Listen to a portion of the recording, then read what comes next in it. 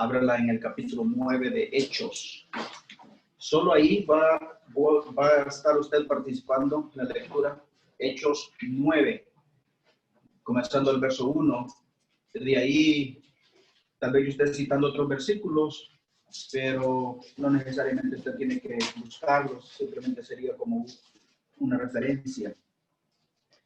El título de la clase de hoy es El poder de la salvación. El poder de la salvación. Vamos a estar viendo un hecho muy importante en la vida de uno de los hombres más importantes de la iglesia en general, el apóstol Pablo. Nosotros escuchamos la palabra transformación y muchas veces la malinterpretamos. Por ejemplo, usted puede oír a alguien que dice: he comenzado una nueva dieta que ha transformado mi vida. O otra persona puede decir: agarré un nuevo empleo que ha venido a transformar mi vida. Tengo una nueva relación que ha transformado mi vida, ¿verdad? Etcétera, etcétera. Estas cosas hablan de una transformación, pero esa transformación es superficial, es solamente por encima. Pero nosotros ahora vamos a hablar de una transformación completa, de una transformación que nace desde adentro y transforma todo hasta afuera. Y esta transformación solamente la puede hacer Dios. Y esto es lo que vamos a empezar a aprender hoy, que la transformación verdadera de un ser humano solamente la puede llevar a cabo Dios, nadie más. El apóstol Pablo era apropiado que su conversión fuera única, porque él es una persona única. Por nacimiento era judío, por ciudadanía un romano, por educación un griego, por conversión y gracia cristiano. Y se convirtió en la mejor combinación de todas esas cosas. Fue misionero, teólogo, evangelista, pastor, organizador, líder, pensador, estadista, luchador por la verdad y al mismo tiempo amante de las almas. Él era todo lo que un cristiano podría y debería ser. Pero antes de que sucediera esto con el apóstol Pablo, era Saulo de Tarso. Saulo de Tarso era un hombre increíblemente aferrado a una doctrina errada que lo llevó a cometer atrocidades en contra de los cristianos. Este hombre vivía, comía, bebía y respiraba acabar con el cristianismo. Porque para él, los cristianos eran unos herejes que estaban tratando de transversar la doctrina judía. Él era tan apegado a sus creencias que estas creencias lo llevaron a él no solamente a perseguir, no solamente a arrestar, sino incluso a matar a los cristianos por causa simplemente de su fe. Lo que Pablo era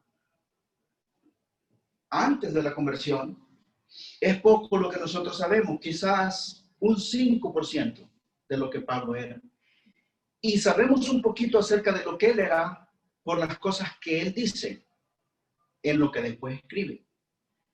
El 95% de lo que sabemos de Pablo es después de su conversión. Y esto también, hermanos, es algo bien importante que nosotros tengamos en cuenta. Que de nosotros se sepa más lo que ahora somos que lo que fuimos. Porque lo que fuimos ya no importa. Porque lo que fuimos ya no interesa. ¿De dónde viene usted? ¿Quién era usted? Pablo le escribe a los de Corintios, les dice, tengan presente esto, ningún borracho entrará al reino de los cielos, ni afeminado, ni ladrón, ni adúltero, ni fornicario, y empieza a mencionar diferentes prácticas mundanas de las personas y dice, y muchos de eso, y muchos de ustedes eran eso antes, pero han venido a ser lavados por la sangre de Cristo. Eso es lo importante. No tanto lo que sucedió en mi pasado. Todos tenemos un pasado sucio. Todos tenemos un pasado vergonzoso. Todos tenemos un pasado que ni lo deberíamos de recordar, porque Dios no lo recuerda. Pero nosotros tenemos un futuro glorioso. Y eso es lo importante. Y todo esto es por causa de la gracia y el poder de la transformación del Evangelio. Si usted cree que antes era importante, sepa que hoy es 1000 veces más importante, porque es un hijo de Dios.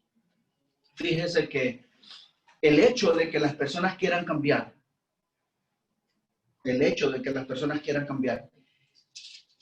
es una práctica antigua.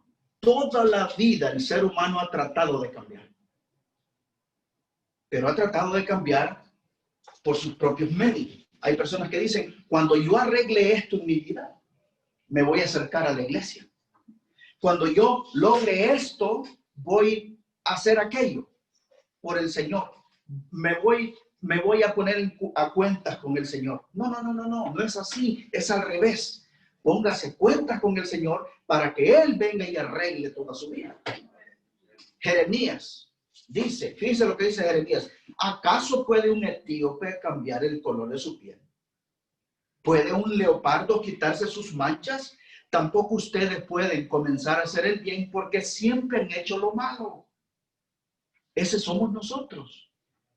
Cuando Dios en Génesis decidió acabar el mundo, dijo estas palabras. El deseo del hombre es de continuo hacia el mal. De continuo. Jeremías también dice en otro capítulo, por más jabón o lejía que te pongas, no puede limpiarte. Aún puedo ver la mancha de tu culpa. Yo, el Señor soberano, he hablado. O sea, el esfuerzo que yo hago, hermanos, por corregir mis errores y mis pecados es inútil. Yo no puedo hacer nada por mí mismo y por eso es que las religiones no sirven. Porque todas las religiones se trata de ver qué es lo que yo puedo lograr para llegar al cielo. Y no puedo lograr nada. Por mí mismo no puedo lograr nada. Jeremías también dice, cuidado con tu vecino. Ni siquiera confíes en tu hermano. Pues un hermano saca ventaja de su hermano y un amigo calumnia a su amigo. Todos se engañan y se estafan entre sí. Ninguno dice la verdad. Con la lengua entrenada a fuerza de práctica, dicen mentiras, pecan hasta el cansancio. ¿Sabe de quién está hablando? De nosotros, de los seres humanos, de todos nosotros. Porque nadie aquí se puede parar y decir, no, yo no soy así. Por naturaleza somos malos. Romanos dice, no hay ni uno bueno, ni tan siquiera uno. O sea que ahí nos poncha a todos, Pablo, ¿verdad? No hay ni siquiera uno bueno, ninguno de nosotros es bueno. Hermanos, nosotros no estamos aquí porque somos buenos. Nosotros estamos aquí porque hemos entendido que somos malos y necesitamos a Cristo. Por eso estamos aquí nosotros. Jeremías también dice, he castigado a tus hijos. Esto es Dios hablando. He castigado a tus hijos, pero no respondieron a mi disciplina. Tú mismo mataste a tus profetas como un león mata a su presa. En todo el Antiguo Testamento, Dios mandaba profetas, anunciando la venida de Cristo. ¿Qué hacía el pueblo de Israel? Mataba a los profetas. Después el Hijo de Dios vino en forma de hombre y también lo mataron. Esa es la maldad del hombre. Y por último, Proverbios dice, es imposible separar al necio de su necedad. aunque lo muelas como al grano en un mortero. Un mortero, en México le llaman molcajete. Es una cosita así, un instrumento así como una olla. Y usted mete las especias adentro y los muele, los prepara para cocinar. Entonces, ¿qué es lo que está diciendo aquí el proverbista? Dice el proverbista, tú puedes agarrar un pecador y molerlo. ¿Y qué es lo que vas a obtener? Un pecador molido. Sí, hermano, pero el pecado no se le va a quitar, ¿verdad? Mi hermano, el de California, tiene un dicho que dice, a este ni quemándolo se compone, ¿verdad? Porque se vuelve un pecador quemado, eso es todo. Pero no se transforma, no hay un cambio. Entonces, hermano, vemos entonces que el cambio o la transformación de un ser humano jamás y nunca se puede dar por medios propios o por ningún otro medio más que por la sangre de Cristo derramada en la cruz de Calvario. Es la única forma. Entonces leemos acá en Hechos, si se las apagó, Hechos 9, verso 1. Hechos 9, verso 1. Vamos a hacer algo. Lo voy a leer todo de un solo, de corrido, y luego regresamos y le sacamos provecho a cada versículo. Hechos capítulo 9, verso 1 dice, Saulo, respirando aún amenazas y muerte contra los discípulos del Señor, vino al sumo sacerdote y le pidió cartas para las sinagogas de Damasco, a fin de que si hallase algunos hombres o mujeres de este camino, los trajese presos a Jerusalén. Mas yendo por el camino, aconteció que al llegar cerca de Damasco, repentinamente le rodeó un resplandor de luz del cielo. Y cayendo a tierra, oyó una voz que le decía, Saulo, Saulo, ¿por qué me persigues? Y él le dijo, ¿quién eres, Señor?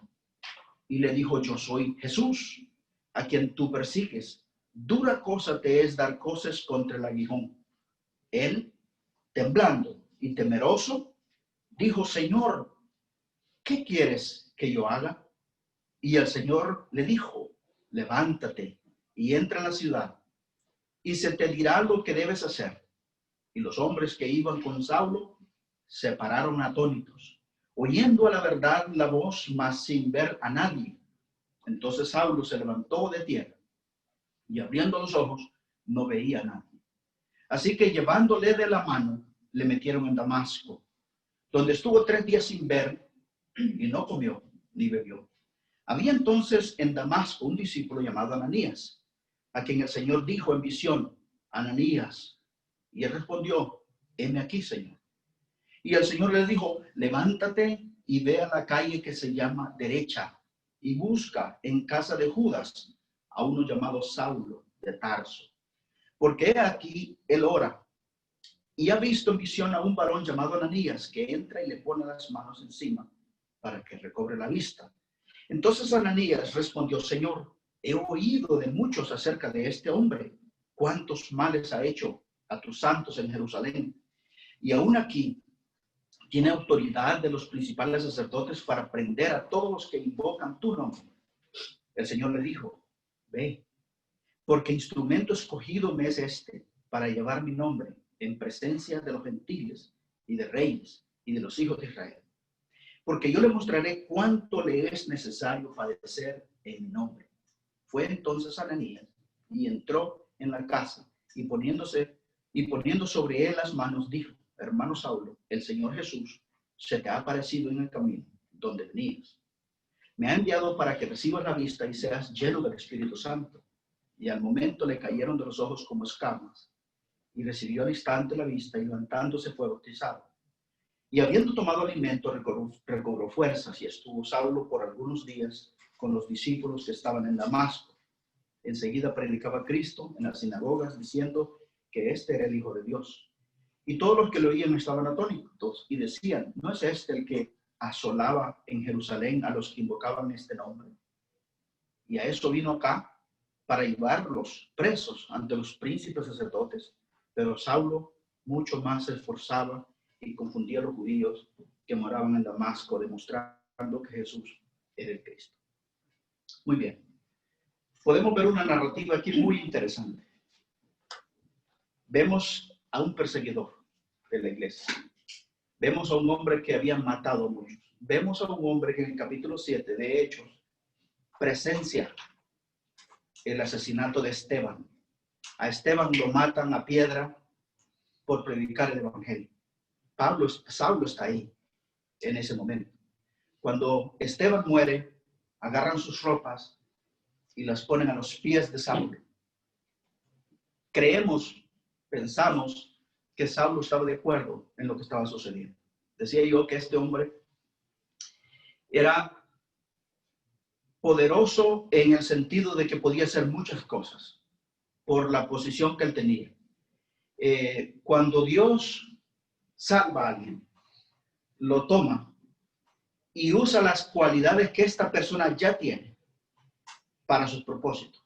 Algunas cosas las quita, pero otras cosas que la persona tiene las continúa usando, ahora con mayor efectividad, porque ya tiene el poder del Espíritu Santo en él. Entonces aquí dice Saulo, verso 1, respirando aún amenaza y muerte contra los discípulos del Señor, vino al sumo sacerdote y le pidió cartas para las sinagogas de Damasco, a fin de que si hallase algunos hombres o mujeres de este camino, los trajese presos a Jerusalén. La Biblia dice respirando aún, pero en el original no dice respirando, sino exhalando. O sea, este hombre andaba echando humo por la nariz de bravo. ¿Te has fijado los toros cómo le hacen cuando están enojados? Entonces, eso es lo que Pablo estaba haciendo. De esa forma estaba Saulo reaccionando aquí ante los cristianos. Amenaza y muerte. O sea, no solamente amenazaba, sino también mataba.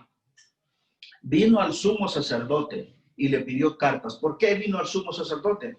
Porque en ese tiempo, hermanos, había un Sanedrín.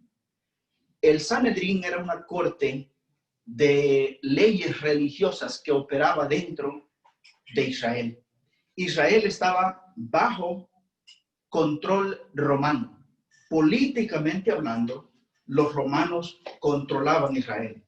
Entonces, Israel no tenía la libertad de hacer cosas políticas porque los controlaban los romanos. Pero por medio de la religión, ellos tenían suficiente poder para llevar a cabo cosas. Entonces, en este Sanedrín se llevaban a cabo nuevos reglamentos, nuevas leyes, y que las podían ejecutar bajo el nombre de religión e incluso sacrificar o matar o meter en la cárcel.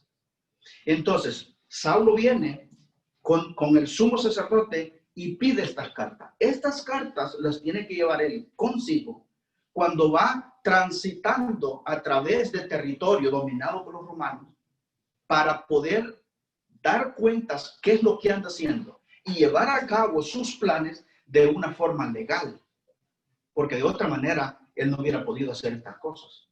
Entonces va y pide estas cartas. Dice, le pidió cartas para las sinagogas de Damasco, a fin de que se hallase algunos hombres o mujeres de este camino. Al principio, en estos días, a los cristianos le llamaban los del camino. Los del camino. Y esto se ve en diferentes partes del Nuevo Testamento, que se le llama así, del camino. ¿Se acuerdan ustedes qué dijo Jesús? Y estuvimos viendo esta clase hace unos domingos atrás, que Jesucristo dijo, yo soy el camino, la verdad y la vida. Nadie viene al Padre, sino por mí. Entonces, este grupo de creyentes practicaban, vivían, hablaban, respiraban, bebían, comían de una forma que ellos le mostraban a todos los demás que ese era el único y verdadero camino a la salvación, el cristianismo. El sacrificio de Cristo en la cruz del Calvario en propiciación por los pecados de la humanidad. Ese es el camino. Entonces le llamaban los del camino. Los del camino. Hay iglesias que se llaman Iglesia del Camino. Todavía es una denominación, es un nombre muy apropiado, muy bíblico, es muy bonito. A mí me gustaría que nosotros todavía nos llamaran los del camino, porque somos los únicos que estamos en el verdadero camino hacia la salvación. Entonces dice que se transporta desde Jerusalén a Damasco, más o menos 160 millas al noreste de Jerusalén. Damasco pertenece a Siria. Saulo era de Tarso, que también pertenece a Siria. Damasco era una ciudad muy bonita, y es una ciudad muy antigua. En Génesis, nosotros vemos que Abraham tenía un siervo que dice la Biblia que era de Damasco. Y si ese siervo de Abraham era de Damasco, significa que Damasco era más viejo que Abraham. O sea, Damasco es una de las ciudades aún habitadas más antiguas de la humanidad. Pero no solamente eso, hay un escritor que dice de Damasco, Damasco era el paraíso terrenal. Y lo describe así este escritor. Dice, Damasco era, dice, como un poco de perlas encima de una mesa llena de esmeraldas. ¿Por qué dice así? Porque todas las estructuras de Damasco eran blancas y estaba rodeado por bosques verdes. Entonces, cuando se miraba de lejos, se miraba todo alrededor verdecito y la ciudad blanca. Entonces dice, como un poco de perlas encima de una mesa cubierta de esmeraldas. Ese era Damasco. Damasco era un lugar muy bonito. Entonces Pablo, ahora Damasco tiene más o menos 1.700.000 habitantes, ¿verdad? Pero la historia dice que después, en estos días, mataron más o menos 20.000 cristianos en Damasco, judíos que se habían convertido. Entonces, dice aquí que fue allá, pidió, dice, a fin de que se hallase algunos hombres o mujeres no respetaban, ¿verdad? Hombres, mujeres, tal vez niños también. De este camino los trajese presos a Jerusalén. Verso 3. Yendo por el camino, aconteció que al llegar cerca de Damasco, repentinamente le rodeó un resplandor de luz del cielo. Y cayendo en tierra, oyó una voz que le decía, Saulo, Saulo, ¿por qué me persigues? Y él dijo, ¿quién eres, Señor? Y él le dijo, yo soy Jesús, a quien tú persigues. Dura cosa te es dar cosas contra el aguijón. Jesús, hermanos, no permitió que él llegara hasta Damasco. Jesús cambió su plan. Y la Biblia dice que se le presenta. Y la Biblia habla que fue en el día. Y la Biblia habla que fue un resplandor más brillante que el sol. El hecho de la conversión de Pablo lo vemos en Hechos 9, Hechos 22 y Hechos 26. Si se repite tantas veces, es porque es algo sumamente importante. Y en muchos de sus escritos, Pablo habla de lo que sucedió con él, de las cosas que le sucedieron. Entonces aquí la Biblia dice que un resplandor de luz del cielo lo alumbró y cayó a tierra y oyó una voz. Casi siempre, hermanos, que Jesucristo dice el nombre de alguien más de una vez, es porque es importante lo que va a decir. Pedro, Pedro. Felipe, Felipe. Y en este caso, Saulo, Saulo. Y le hace una pregunta. ¿Por qué me persigues? Y yo le pregunto a usted, ¿Saulo estaba persiguiendo a Jesús, hermano? ¿Verdad que no? Saulo no estaba persiguiendo a Jesús. Saulo estaba persiguiendo a los cristianos. Pero escuche bien. Toda bofetada que se le da aquí abajo a un cristiano se siente en el cielo. Cada vez que un cristiano sufre un atropello aquí en la tierra, lo están haciendo en contra de Dios. Aquí, lo que la Biblia nos está enseñando a nosotros es que lo que Saulo estaba llevando a cabo no era en contra de los hijos de Dios, era en contra de Jesús. Jesucristo en ningún momento le dijo, ¿por qué persigues a mis hijos? No le dijo, ¿por qué le estás haciendo daño a mis hijos? Le dijo, ¿por qué me persigues? ¿Por qué me persigues? Y es aquí la primera vez que nosotros miramos que se establece una relación tan íntima entre la cabeza, que es Cristo, y el cuerpo, que es la iglesia. No se puede atacar al cuerpo sin que la cabeza lo sienta. No puede haber un golpe en contra del cuerpo que la cabeza no se dé cuenta o que no lo sienta, ¿verdad? Entonces le dice, ¿por qué me persigues? Luego le dice, dura cosa es dar cosas contra el aguijón. ¿Qué es lo que significa esto? Hermanos, hasta ahora hay una práctica. En una vara, en la punta de esa vara, en este tiempo se ponían clavos, pero ahora han hecho una punta de metal que se pone en la punta de una vara. Y esta punta, por lo menos en El Salvador, se conoce como puya. La puya se usa para puyar a los bueyes cuando están trabajando. Cuando un buey no hace caso, el que lo va manejando lo puya. Y este buey se mueve. Cuando el buey no quiere moverse, el hombre lo puya de nuevo. A veces el buey tira la patada. La patada cae en contra de la puya. La puya no sufre. El que sufre es la pata del animal.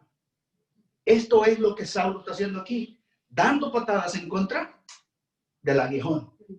El aguijón no está sufriendo Pablo o Saulo, ¿verdad? Esto significa esto, porque dura cosa es dar cosas contra el aguijón. Te está resistiendo a algo que te está tratando de corregir, algo que va en contra de lo que tú estás haciendo. Verso 6. Él, temblando y temeroso, dijo, Señor, ¿qué quieres que yo haga? Esta respuesta de Señor significa que Saulo en el momento reconoce que Jesucristo es el Señor, por la manera como le contesta. Hermanos, yo quiero que usted piense en algo. Saulo era un hombre muy preparado, un hombre que había estudiado a los pies de Gamaliel. Gamaliel era el mejor maestro que había tenido Israel. Tanto así que cuando Gamaliel muere, un estadista escribe, junto con este maestro ha muerto la interpretación de la ley. O sea, era un hombre especial en la interpretación de la ley. Uno o tal vez el mejor maestro que Israel ha tenido. Y ahí estudió Saulo a los pies de Gamaliel. Entonces, él se sabía el Antiguo Testamento. Él lo conocía perfectamente bien. Entonces, lo único que a Saulo le faltaba era entender lo que el Antiguo Testamento significaba a la luz del Evangelio verdadero. Entonces, es como cuando uno comienza a ver una película y es una película de suspenso, de drama, y uno no sabe cuál va a ser el final. Y uno va viendo las escenas y las escenas van tomando forma. Pero de repente llegamos a la conclusión y entonces entendemos por qué este hizo aquello y por qué el otro mató a aquel y por qué aquel se fue para este lugar, y todas las piezas tienen sentido cuando miramos el final de una película. Entonces, a Saulo le sucedió eso. Él sabía exactamente qué es lo que pasaba en el Antiguo Testamento. Cuando Jesucristo se le aparece y lo alumbra y le habla, todo cobra sentido para Saulo. Entonces él sabe de quién hablaba Isaías 53. Entonces él sabe de qué hablaba Salmo 22. Entonces él sabe de qué hablaba Jueces capítulo 13 y Josué capítulo 5.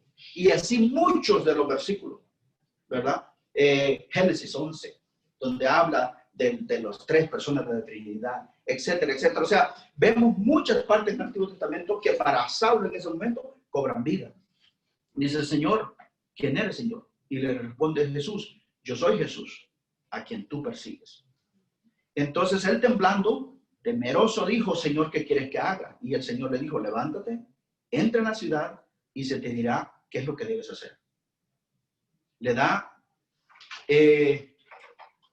instrucciones específicas. Pero yo quiero, hermanos, que aprendamos otra cosa aquí acerca de Saulo. Cuando Saulo recibe el llamado de Jesús, la primera respuesta o la primera pregunta, perdón, que Saulo hace es, ¿qué quieres que haga? Nosotros como cristianos, hermanos, debemos nosotros de hacer la misma pregunta. Señor, ¿qué quieres que haga? ¿Ha escuchado usted el término madurez espiritual? Hay gente que dice, ese hermano es muy maduro espiritualmente, es muy maduro. O esta hermana tiene mucha madurez espiritual. ¿Qué es la madurez espiritual? Todos nosotros tenemos un espíritu y todos nosotros tenemos una voluntad propia. Nosotros tenemos espíritu y voluntad. Cuando Cristo viene a nuestra vida, el Espíritu de Dios viene a nuestra vida y mora en nosotros. La madurez espiritual es cuando la persona lleva su voluntad y su espíritu a concordar con la voluntad de Dios y el espíritu de Dios. Y cuando las dos voluntades están a la par y funcionan en armonía, entonces se ha logrado la madurez espiritual. Pero habemos muchos que todavía queremos hacer lo que nosotros nos gusta. Habemos muchos que no queremos hacer lo que Dios quiere que hagamos. Y no le preguntamos a Dios, Señor, ¿qué quieres que haga? Y si nos dice qué es lo que Él quiere que nosotros hagamos, decimos, después lo voy a hacer. ¿Cuántas personas hay que dicen, Señor, mira, Señor, tú me permites esto, yo te prometo que yo voy a hacer tal cosa? No es bíblico. Usted no le pone condiciones a Dios. Las condiciones las pone Dios. Por ejemplo, yo me casé con mi esposa. El día que nos casamos, yo le prometí a ella serle fiel y amarla hasta que la muerte nos separe.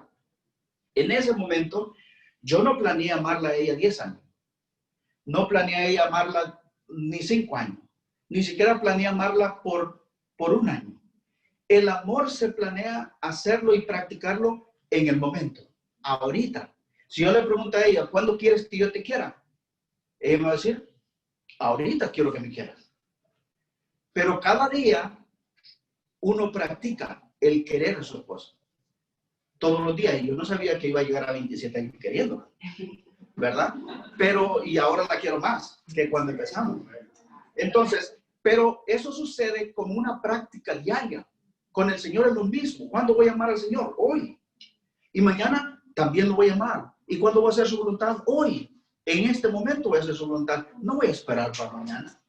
Nosotros no estamos esperando planificar para el futuro. El Señor no dice planifica para el futuro y venga mi voluntad. No, hazlo ahora.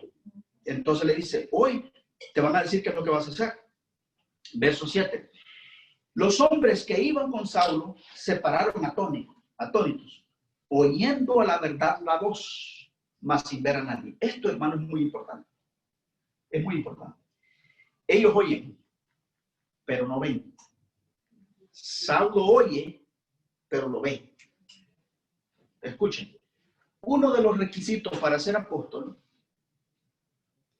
es haber sido llamado personalmente por Cristo y haber visto a Cristo físicamente. Son 2 requisitos.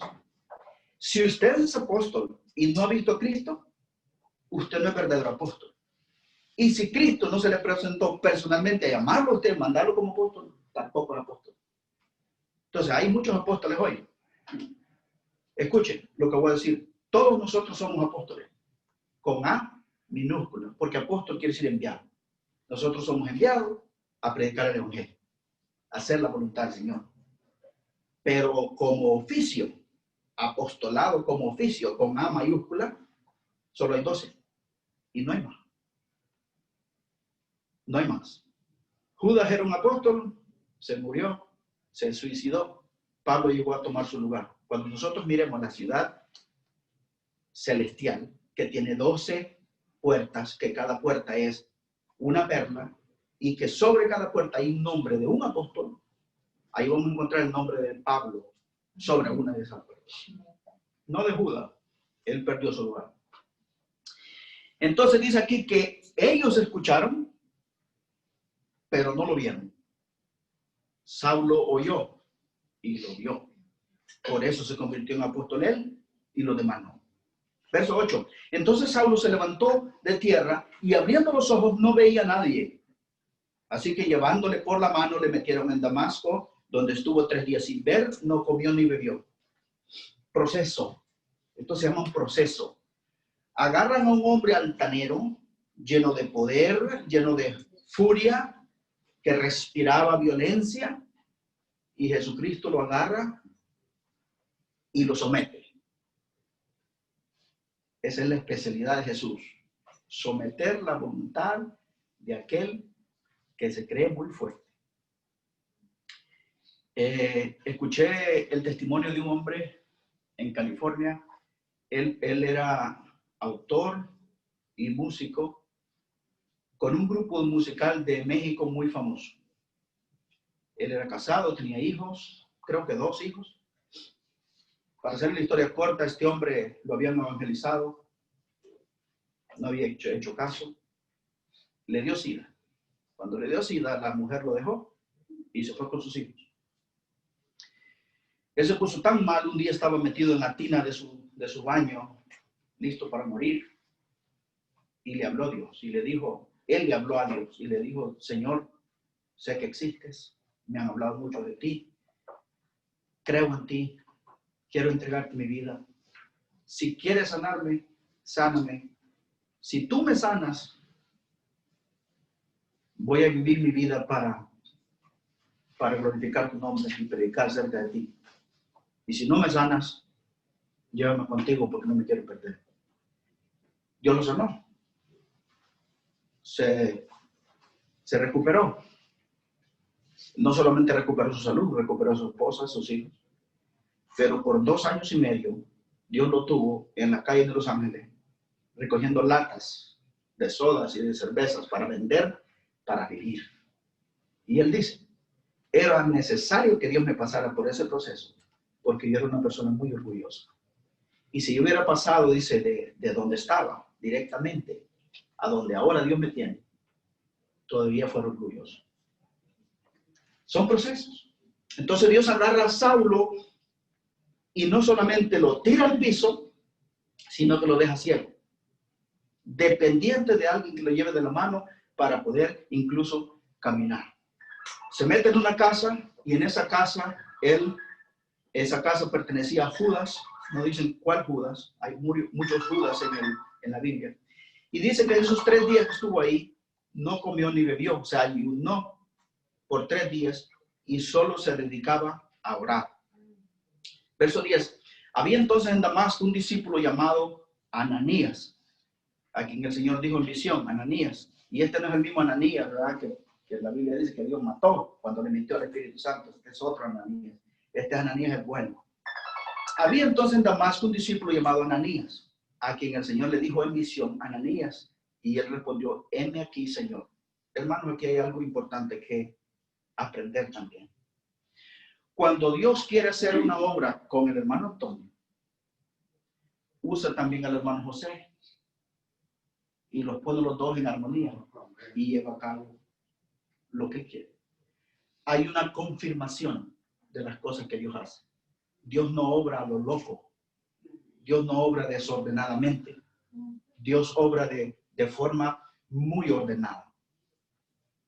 Hace esto con Saulo y habla con Ananías. Y le dice, tú vas a ir y vas a hacer esto porque él te está esperando. Entonces, y otra cosa aquí muy importante que aprender. Dios le habla a Ananías, Jesucristo le habla a Ananías. Y Ananías no se queda volviendo a ver para todos lados pensando que es su mujer que le está hablando. O uno de sus hijos. O uno de sus siervos, no sé si tenía siervos. Ananías sabe quién le está hablando. ¿Sabe cómo sabe uno cuando Dios le está hablando? Cuando uno tiene armonía con Dios. cuando la relación de uno es buena con Dios. Cuando Dios nos habla y nosotros tenemos buena armonía con Dios, nosotros sabemos que es Dios que nos está hablando. Pero a veces hay gente que nos habla y nosotros creemos que es Dios que nos está hablando, cuando en realidad no es Dios, porque nuestra relación con Dios no es tan íntima. Pero Ananías sí sabía quién estaba hablando. En aquí, Señor, no solamente sabe quién está hablando, está dispuesto a escuchar lo que Jesús le está diciendo. Él le dijo, Señor, levántate y ve a la calle que se llama Derecha. Por cierto, en Damasco todavía existe esa calle. Así se llama, Derecha. Entonces, y busca en casa de Judas a uno llamado Saulo de Tarso, porque he aquí él ora y ha visto en visión a un varón llamado Ananías que entra y le pone las manos encima. O sea, ya te vio, Ananías, que vas a llegar. Yo ya le mostré cómo eres tú. Ya le mostré qué es lo que vas a hacer para que recobre la vista. Entonces Ananías respondió, Señor, he oído mucho acerca de este hombre. ¿Cuántos males ha hecho a tus santos en Jerusalén? Y aún aquí tiene autoridad de los principales sacerdotes para prender a todos los que invocan su nombre. ¿Usted cree que Ananías tenía razón para tener miedo? Claro, tenía razón de tener miedo. Saulo no era ningún pan de Dios. Saulo era un asesino, perseguidor de la iglesia. Escuchen, si tiene miedo, nosotros también podemos sentir miedo. Jesucristo no se va a sorprender que nosotros tengamos miedo. Pero escuchen bien, si Jesús nos dice algo, aún en medio del miedo, es necesario que nosotros lo hagamos, porque Él tiene el control de todas las cosas. ¿Ok?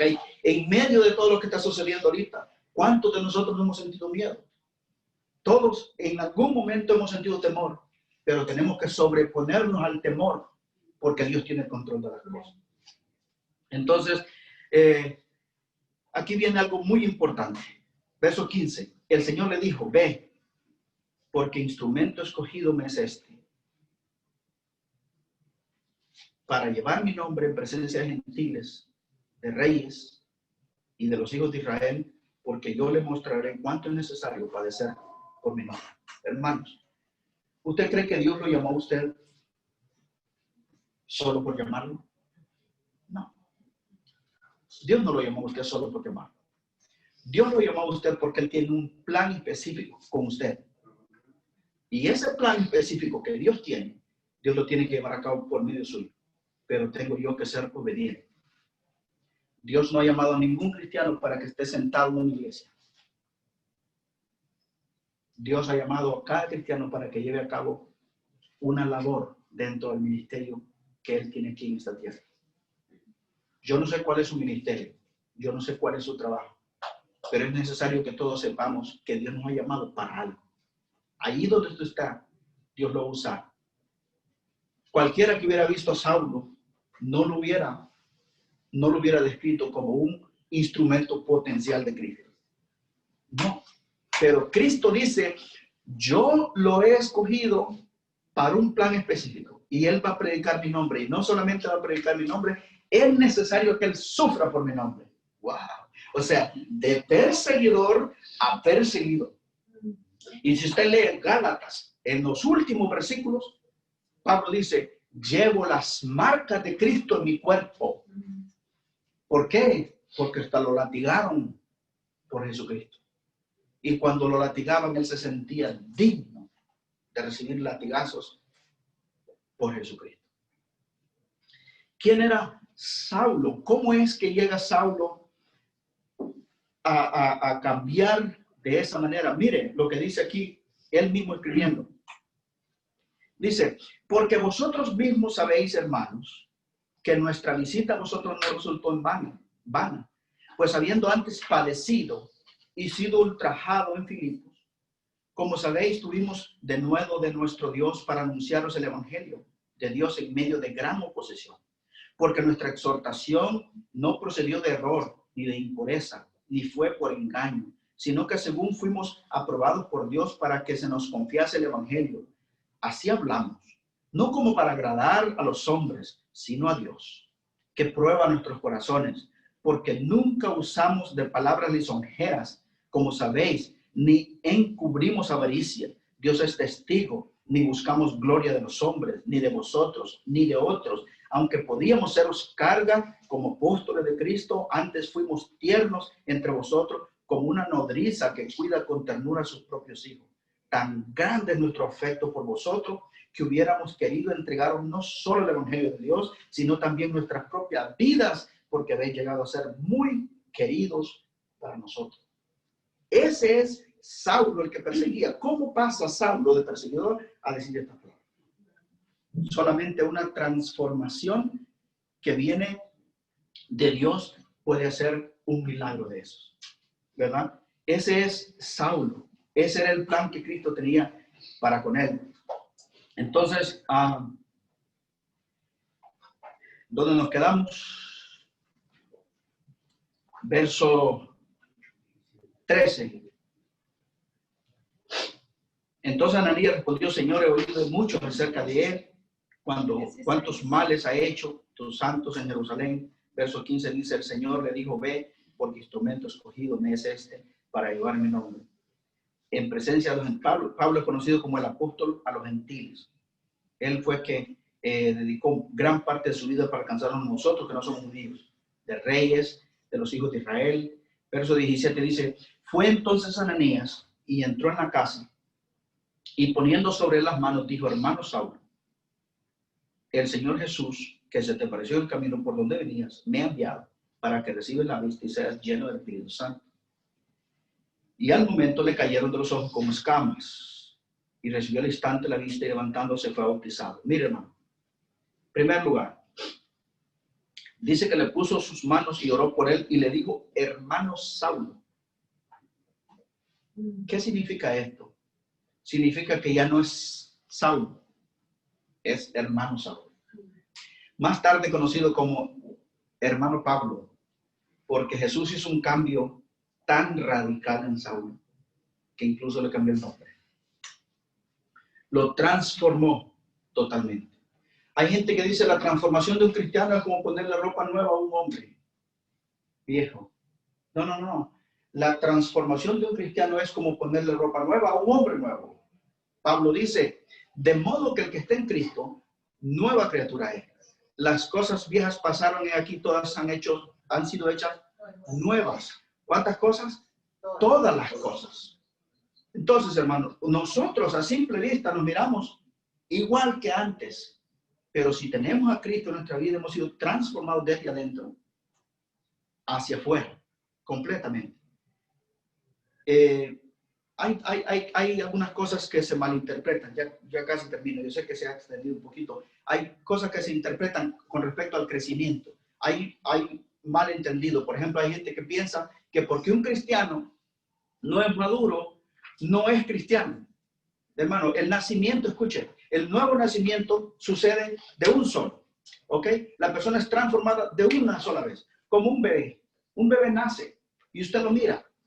Usted no recibe un bebé del vientre de una madre y dice: esperemos que le salgan piernitas después y luego unos bracitos y luego los deditos. No, hermano, viene completo. ¿Sí o no? Viene completo, pero es un bebé que necesita cuidado y que necesita crecer.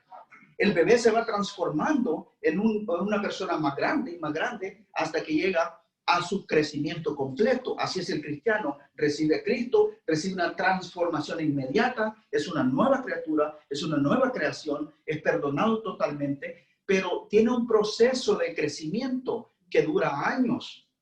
Y todos nosotros seguimos cometiendo errores, mentimos, pensamos mal, miramos mal, nos expresamos mal.